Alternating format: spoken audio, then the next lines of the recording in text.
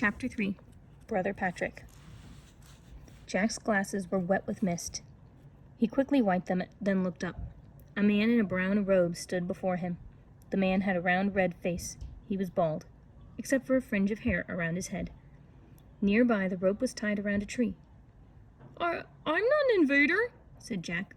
Hi, he's Jack, said Annie. She was standing behind the man. And I'm Annie. We're from Frog Creek, Pennsylvania. We come in peace, stammered Jack. The man's blue eyes twinkled. Oh, do you now? He said. I wondered what was going on. I had dropped the rope so I could climb down the steps, but you two grabbed it instead. How in the world did you get on this island? Jack stared at the man. He didn't know how to explain the magic treehouse. In our boat, Annie said quickly. The man looked puzzled. Not many boats can come ashore at this dark early hour. Well, we're very good sailors, said Annie. Oh, brother, thought Jack. He hoped her sailing skills wouldn't be tested. Where exactly are we? Asked Annie. And who exactly are you? You're on an island off the coast of Ireland, the man said, and I am Brother Patrick. Whose brother are you? Said Annie. The monk smiled. The brother means I'm a Christian monk. Oh, you're one of the monks who saved civilization, said Annie. The man smiled again. Annie turned to Jack and whispered, Let's show him our library cards. I trust him. Okay, said Jack. He trusted the monk too. They both pulled out their secret library cards and showed them to Brother Patrick. The M and L's from Master Librarian shined in the gray light.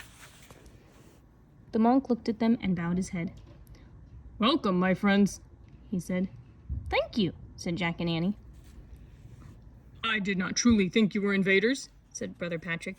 But on our small island, we are careful of strangers. Why? said Annie.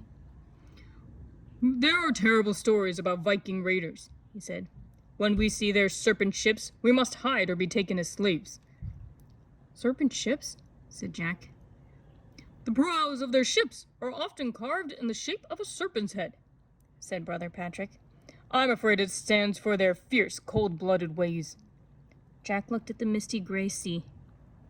Do not worry, said Brother Patrick. They cannot land safely on this island before daylight. They're not as good sailors as some people. He winked at Annie. Too bad for them, she said cheerfully. But then tell me, why have you come here? Asked Brother Patrick. Oh, said Jack, I almost forgot. He pulled Morgan's paper from his leather bag. He showed the Latin words to the monk. Said Bens Magna. This is the title of a story that we have to get back to our friend and teacher, Morgan Le Fay. I see, said Brother Patrick. He gave Jack and Annie a mysterious look. What's he thinking? Jack wondered. But the monk changed the subject. I think you would like to visit our monastery, he said. What's that? said Annie. The place where we monks live and work, said Patrick. Come. But the sun's not up yet, said Jack. Won't the others be asleep? Oh, no, said Brother Patrick. In the summer, we rise long before daylight. We have much to do. You'll see. The monk led up a dirt path. Jack hoped their book was at the monastery. He wanted to leave the gloomy island with its threat of Viking invaders as soon as possible. A low bell started to ring. Jack saw a lonely church steeple against the gray sky ahead. Chapter 4. Books of Wonder. The monastery had a stone wall all around it. Brother Patrick took Jack and Annie through the gate. Beyond the gate was a small church with a hanging bell. There was also a vegetable garden and 6 stone huts shaped like beehives. We grow all our own food, said Brother Patrick. Carrots, turnips, spinach, wheat, and beans. He led them to the entrance of the first hut. Jack and Annie peeked inside. A monk was pulling flatbread from a low stone oven. This is our bakery, Brother Patrick said. It smells good, said Annie. Come along, Brother Patrick said. He pointed at each hut as they passed. These are our sleeping quarters, he said. And that's where we spin our cloth. And here we cobble our sandals. Then we carve our wooden tools. In each of the huts, Jack and Annie could see monks. They were busy spinning or cobbling or carving. Finally, Brother Patrick came to the largest beehive-like hut. I have saved the best for last, he said. This is where we do our most important work. He stepped inside. Jack and Annie followed. The hut was warm and peaceful, yet very alive. It glowed with the golden light of many candles. Monks sat at wooden tables. Some were reading, others played chess. Best of all, some were writing and painting in books. "This is our library," said Brother Patrick. "Here we study math, history, and poetry. We play chess, and we make books." "Jack," said Annie, "I think this is it." "What?" said Jack. "Civilization," said Annie.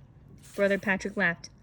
"Yes, this is where our civilization hides," he said, "on top of our lonely island in the sea." "Oh, man," said Jack, "I love this place." "What kind of books do you make here?" said Annie. "Books of wonder," said Brother Patrick. "We record Christian stories as well as the old myths of Ireland." "Myths?" said Jack. "Yes," said Brother Patrick. "They were gathered from our storytellers, the old women who sang the tales of long ago when people believed in magic." "Wow," said Annie. "Come," said Brother Patrick. "Look at the book of Brother Michael. He was working on it his whole life." Brother Patrick led Jack and Annie over to an old monk. The monk was painting a blue border around one of the pages in a book. "Michael, these two master librarians from far away would like to see your work," said Brother Patrick. The old monk looked up at Jack and Annie. His wrinkled face broke into a smile. "Welcome," said Brother Michael in a thin, shaky voice. "Hi," said Annie. Brother Michael showed them the cover of his book. It was decorated with gleaming red and blue jewels. Then he turned the pages. Each was covered with fancy writing and delicate paintings in green, gold, and blue.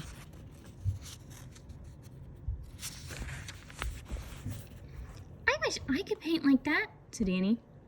"It's beautiful," whispered Jack. "Thank you," said Brother Michael.